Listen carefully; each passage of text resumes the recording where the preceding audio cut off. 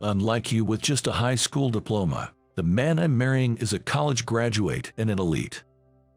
In high school, I became estranged from a beautiful classmate due to certain circumstances. I was invited to a wedding by a junior and ended up reuniting with that classmate. Thinking I was still just a high school graduate working some job, she said that to me as soon as we met again. "Maybe my husband will become your boss soon." She took the same condescending attitude towards me as she did back then, so I decided to tell her the truth. "Sorry, but I just fired him a little while ago." At the words I blurted out, her eyes widened, and then an unbelievable event struck us. My name is Ryan. I grew up in a very ordinary middle-class family, neither particularly wealthy nor poor. Raised in a family of 4 with my parents and a younger sister, I had a typical upbringing and, like many, loved superhero shows. I admired the way they helped people in trouble and wanted to be like them. So, I always tried to help friends in need, which I think made me a reliable person in my class. Ashley, who lived next door, and I have been close since we were young, and we played together often since we were classmates. Perhaps because of that, our families became close, often going on trips together. Ashley's family was much wealthier than mine, with her father running a company. Her mother was a stay-at-home mom. But both were very approachable, always saying, "Ryan, feel free to come over anytime." Since my parents both worked, I often hung out at Ashley's house or had dinner with them until my parents came home. I think Ashley's parents were very fond of us too. Ashley and I graduated from elementary and middle school together and went to the same high school. Our high school was one of the top in the state, and keeping up with studies was tough, but I enjoyed it, surrounded by good friends. As for Ashley, she debuted as a model. I was used to being around her since we were kids, so I didn't pay much attention, but she was actually a stunning beauty, often approached by scouts when out and about. There were rumors both inside and outside school that photos of her were highly sought after. With her debut in the entertainment industry as a model, Ashley quickly became popular in both school and among the public. Busy with work, she started skipping school, and we saw each other less and less. At that time, I was also busy with student council duties. Even when Ashley did come to school, she was always surrounded by people, so we couldn't talk much. Well, we were neighbors, so I didn't worry much since we could meet anytime. On Valentine's Day that year, I was behind the school building. "Ryan, I've liked you for a long time. Will you go out with me?" Olivia, a classmate, confessed to me. It was my first confession, and I was bewildered. I only talked to Olivia occasionally, and never imagined she felt that way about me. "Yes, if it's okay, please take this chocolate too." Olivia held a small paper bag. Looking inside, there was a beautifully wrapped package. "Can I open it?" "Of course, but it's homemade, so it might not be perfect." Inside were homemade chocolates. "This is homemade chocolate. You made this, Olivia. That's amazing." "Thank you." I thanked her, feeling grateful and flattered. "I don't know much about you, Olivia. Is that okay?" "Yes, I'd be happy if you get to know me more." Seeing her blush and say that, I found her genuinely cute, and we started dating. Being in the student council, I was quite well known around school. When word got out that I had a girlfriend, everyone started teasing me about finally being taken, but I didn't mind. Then, I saw Ashley in school. I think it had been about 2 weeks since I last saw her. "Hey, Ashley, long time no see." "Yes, it has been." I called out to her, but her response was cold. I was surprised by her aloof attitude, as I had never seen her react like that before. I didn't know how to respond, as I'd never experienced such a reaction from Ashley. "What's up? Are you in a bad mood, Ashley?" "Not at all." Ashley said that and just walked away. Usually, she would have said something like, "Ryan, it's been a while," and chatted for a bit. Well, maybe she really was in a bad mood. She seemed busy lately. I convinced myself of that and headed to the student council room. A little later, I heard rumors that Ashley was harassing my girlfriend, Olivia. I hadn't seen it myself, but when I asked Olivia, she just smiled vaguely. This reaction, does it mean it's true? Thinking that if it was true, I had to ask Ashley to stop, so I decided to talk to her the next time I saw her. That day came sooner than expected, and I saw Ashley again in school. "Ashley, can I talk to you for a second?" "What is it?" I took Ashley aside in the hallway and faced her. She looked at me irritably. "Ashley, are you harassing Olivia?" "What are you talking about? I heard rumors you were giving my girlfriend, Olivia, a hard time. Please stop if you're doing that." "Ryan, you think I would do something like that?" "I don't think you would, but if you're doing something that could be misunderstood." "I haven't done anything." "I know, but you've been acting strange towards me lately." "Ryan, you don't understand anything." "What? You believe rumors over me, who's been with you all this time?" "Fine, think whatever you want." "What's that supposed to mean?" With that, Ashley turned her back on me and ran off. Since then, Ashley and I stopped talking to each other, and our relationship turned sour. Dad has debt. One day, suddenly, my dad was burdened with a large debt. Jer, my friend, skipped town. My name was on the loan as a guarantor, so now they're coming after us. I couldn't say anything more to my exhausted father. No wonder he had been coming home late recently. He had been working night shifts at a supermarket after his day job. My mom was also working an office job during the day and at a bar at night. At first, they didn't want to trouble us, so they kept the debt a secret, trying to pay it off themselves. But you know, day by day, they started coming home later and looked so worn out. So, my sister and I finally asked them, "What's happening? We want to know the truth." Finally, they decided to tell us. "I'll get a part-time job too," I said without hesitation. I couldn't let my parents struggle anymore. "But Ryan, your studies. Right now, this is more important. Let's work together and pay off the debt quickly." "I'm gonna get a part-time job too." My younger sister said this, but since she was still in middle school, it wasn't really practical for her to work. So our parents and I opposed the idea. "All right, I get it. Then, as soon as I graduate from middle school, I'll start working. I'll aim for a high school that allows part-time jobs," she declared determinedly. My parents and I were nearly moved to tears by her resolve. "I'm really sorry for being such an unreliable father." "What are you talking about? It's not your fault. Let's all work together and do our best," Mom encouraged. "Jer, let's give it our all, together." Our family gathered in a huddle, encouraging each other. Looking back, it was kind of a strange mood at the time, I think. And that's when I decided I wanted to become someone who could help people in trouble in times like these. I resolved to become a lawyer.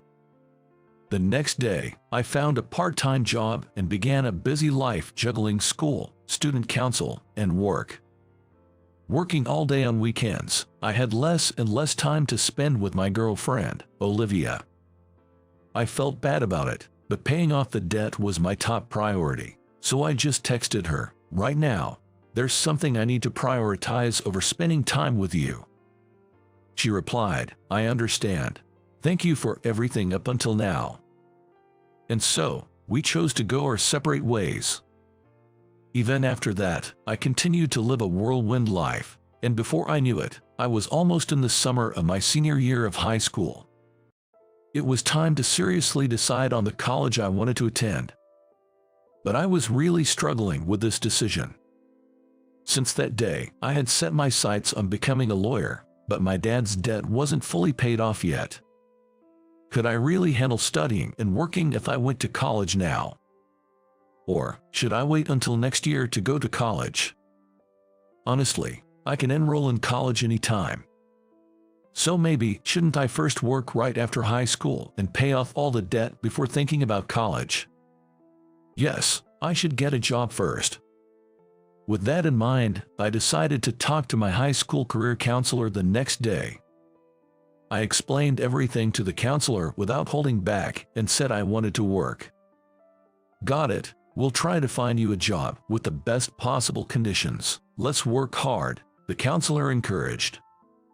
After talking to the counselor, I explained the same thing to my parents, and they understood my decision to work. Especially my dad, who said, "I'm really sorry, but this is a big help, thank you."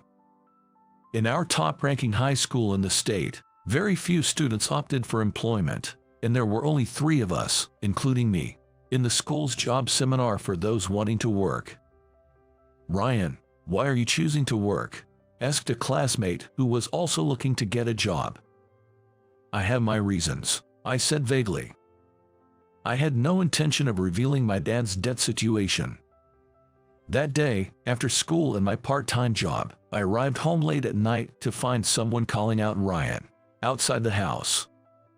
There was Ashley, seemingly having rushed out of her house, wearing something like pajamas. "Hey, Ashley, what's up? Dressed like that? Never mind that. Is it true you're not going to college? That you'll work right after high school?" "Yeah, I'm going to work instead of college for now." "Why would you give up on college?" "It's not giving up, just choosing to work for now. But you won't earn as much as a college graduate if you work with just a high school diploma," Ashley interrupted. "With your grades, you could aim for a public university, even get a scholarship. Why make such a hasty decision to work? Are you running away from exams?" Her words just like that irked me. It wasn't a hasty decision. I had agonized over it and made a considered choice. Nor was it running away. I planned to go to college later, and I considered job hunting as challenging as college entrance exams. I didn't decide this easily. I really struggled before making this choice. "And it's none of your business, Ashley," I said somewhat dismissively. Ashley looked hurt by my response. "Oh, right. It's none of my business. Fine. I don't care anymore," she yelled and then went back to her house. After that, I successfully found employment at a local company.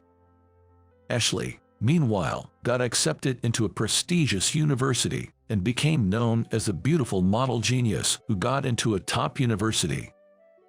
10 years have passed since then, and after going through various experiences, I managed to become a lawyer and now run my own private office.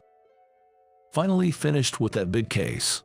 It was a challenging job, but I had managed to complete it successfully and was now back at my office. "I'm back. Mr. Thompson, you look tired. Glad to see you're still energetic, Ethan." Greeting me with high spirits was Ethan. He's a junior lawyer who followed me when I started my own law firm, saying, "Ryan, please take me with you. I want to work under you." He's a bright and energetic guy who looks up to me, so I'm quite fond of him.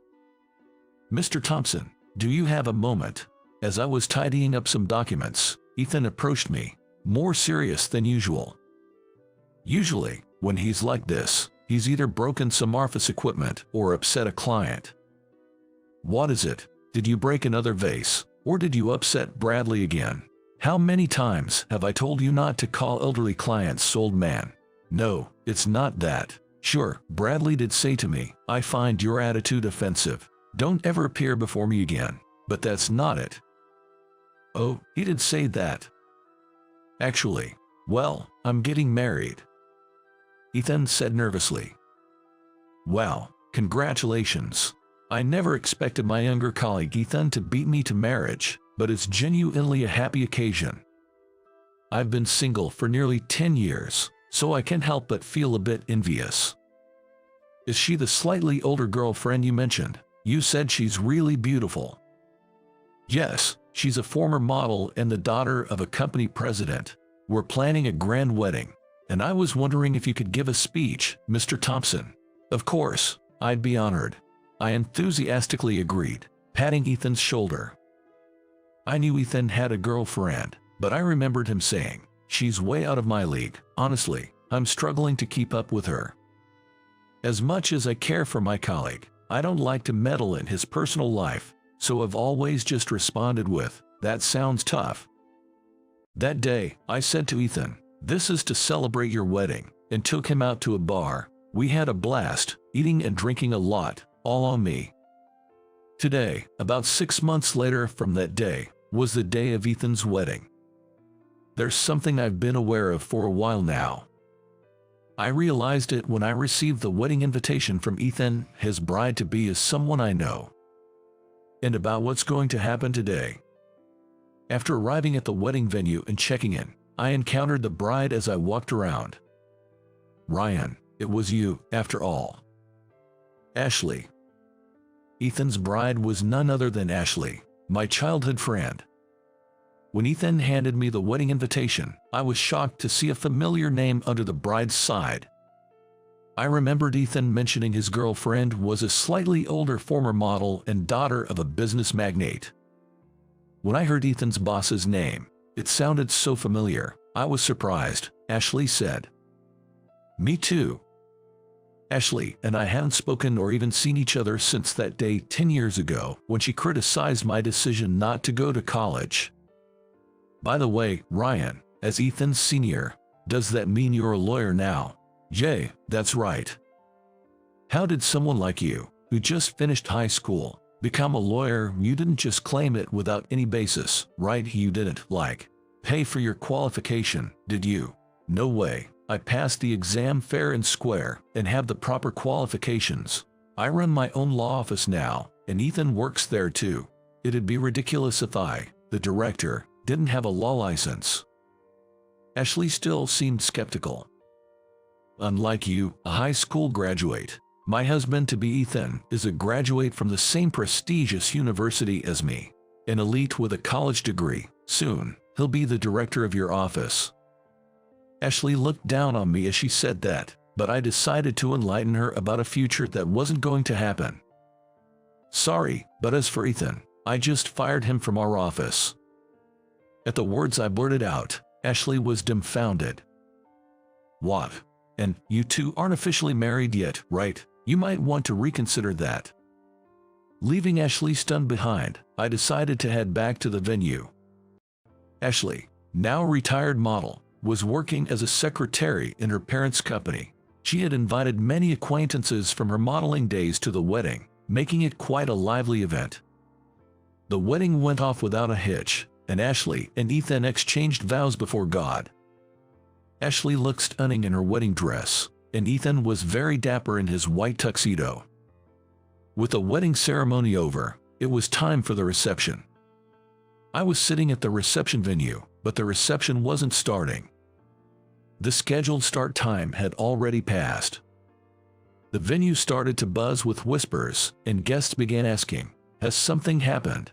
The person who took the microphone was Ashley's father. He's a man I know quite well.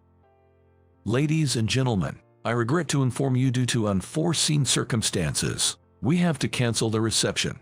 I apologize for the inconvenience. The meals prepared for today will be served, so please enjoy."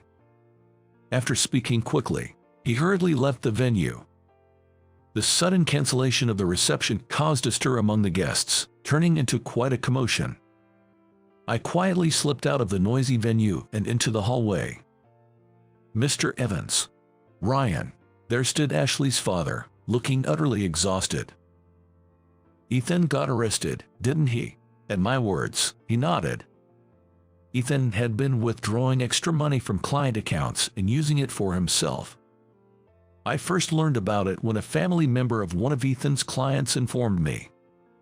Ethan had been the guardian of several elderly clients without relatives, but one day, it turned out that one of these clients actually had a family. When the family wanted to take over financial management and asked for the bank book, Ethan was reluctant to hand it over and didn't show it.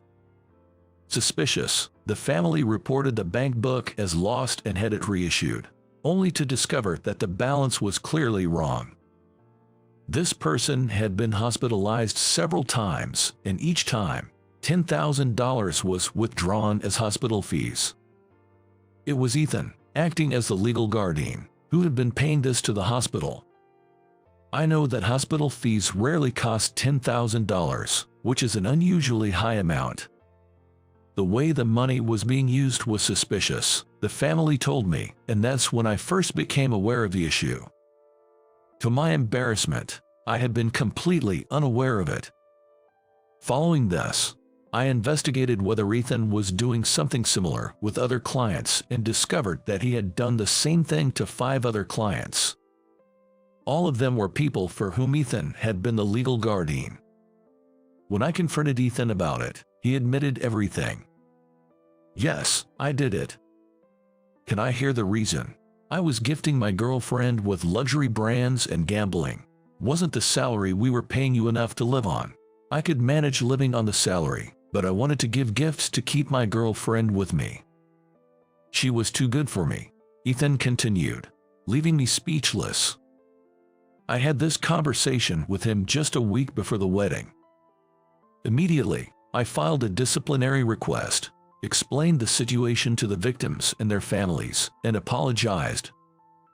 I initially covered the lost money, but the victims' families, unwilling to forgive Ethan's actions, filed a complaint. The complaint was accepted, and Ethan was arrested right before the wedding reception. The reception was, of course, canceled and turned into a simple meal gathering. The engagement was annulled. Ethan's parents, as well as Ashley and her parents, were visibly shocked and devastated. I didn't know what to say to Ethan and just stood there, unable to find the words. This incident later became a huge news story, labeled as corrupt lawyer exploiting the adult guardianship system. Ethan, of course, was stripped of his lawyer's license. As an employee of my firm, this hit us hard, but I chose to sincerely support the victims and respond earnestly. As a result, my reputation didn't suffer too much. I really had no idea Ethan was doing something like that, Ashley said. Me neither, I was completely unaware, I replied. A few days later, Ashley visited my office. She came holding a bag filled with a large sum of money. Ashley handed it over to me. "What's all this money for?" I asked, surprised what was inside. Ashley began to speak, looking apologetic. "This is from selling all the brand name gifts Ethan gave me. It's not the original price, but it should be a considerable amount. And since this money was taken from the victims without their consent, I want to repay at least the portion I received." "All right, I'll accept it," I said, choosing to take the bag, understanding Ashley's sentiment. "I heard that Ethan got involved in this mess because he was trying to keep up with me. Could you tell the victims that I'm sorry?" "Yeah, I'll be meeting with them again soon for work, so I'll pass on your message," I promised. "By the way, how did you become a lawyer, Ryan? Weren't you just a high school graduate?" "Well, about that. I decided to tell Ashley about the time when we had lost touch. I had decided to work after high school graduation because I knew I could always enroll in college later. However, I still considered the need to study to become a lawyer. I thought that obtaining a legal qualification beforehand would make it easier to enter law school. Believing that I could achieve this from distance learning while working, I decided to first obtain a paralegal certification.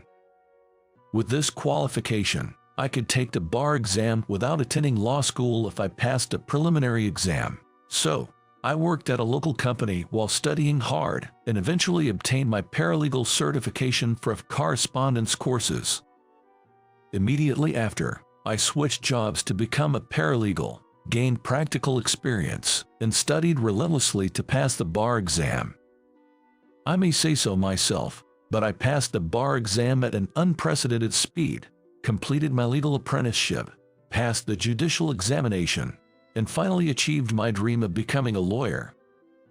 I then landed a job at a major law firm, and my career as a lawyer began. By that time, my father's debt had been reduced to a small amount, and as a result of our family's combined efforts, it was fully repaid. We also claimed overpayment. So that's why Ethan used to say, "Ryan is a star in this industry." famous for becoming a lawyer at an incredible speed. Ashley murmured, nodding as if she understood after hearing my story. I had met Ethan at the first law firm where I worked as a lawyer. We were close in age and often worked together. He always smiled and said, "I dream of being as smart and efficient in my work as you, Ryan. I want to be a lawyer like you." Remembering this, I felt somewhat melancholic. Ethan got himself into this trouble because he was trying too hard to match up with Ashley and ended up in over his head. "I guess I was really out of her league," Ethan said with a sad smile, a memory that came back to me. Since then, Ashley and I started to keep in touch, and we occasionally went out for meals. Our conversations were mostly about our recent updates and memories from our high school days. "I didn't know your father had become a guarantor for a loan. If you had told me, maybe my father could have helped. There's no way I could have asked your family for that. Even if they had lent us money, we would have made sure to pay it back in full," I replied. "Yeah, your family was always very honest," Ashley said with a smile. "You know, becoming a model was your idea," she revealed. "Really?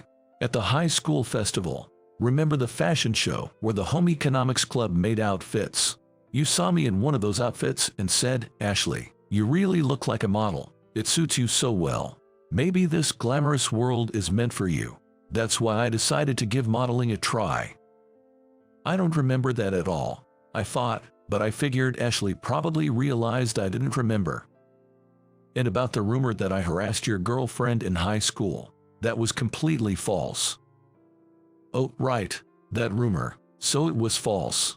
Rather, it was that girlfriend, Olivia, right? She was the one spreading lies that I was harassing her." "What, really?" I was shocked by this revelation. Olivia never seemed like the type to do such a thing. I heard later that she spread those rumors because she was worried about losing you to me, your childhood friend. She lied about me harassing her. After all, I was so busy with work back then, I barely came to school. How could I have harassed her enough to start such rumors? That made sense when she put it that way. "Well, women can be scary. I was most hurt and sad that you didn't believe me back then," Ashley said with a sad smile. "I'm sorry about that time." "It's okay. It's all in the past," she said, forgiving me. After that, Ashley and I grew closer and managed to return to our old relationship. Eventually, our relationship naturally progressed to dating, and now we live together. Though we both have strong personalities and often argue, our relationship is better than it used to be. And today is Ashley's birthday. I plan to surprise her with a marriage proposal. After having dinner at a restaurant with a beautiful night view, we decided to stay at a hotel. I went to the room where Ashley was waiting, holding a bouquet of 108 roses. The meaning of the 108 roses, of course, is "Will you marry me?" I thought it might be a bit too cheesy, but I went with it. In the room, I had left a dress as a gift for Ashley with a note saying, "I want you to wear this dress."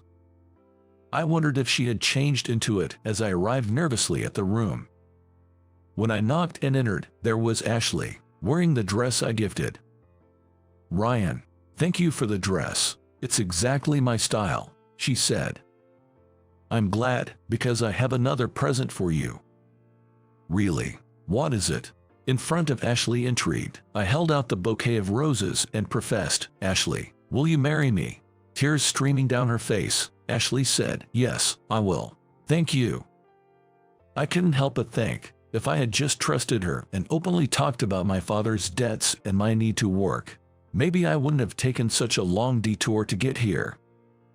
But it was that very experience that led me to find and fulfill my dream of becoming a lawyer. Still, I couldn't shake the thought that if I hadn't become a lawyer, maybe Ethan wouldn't have done what he did. He always said he admired me, which made me think this way, but I know dwelling on the past is pointless.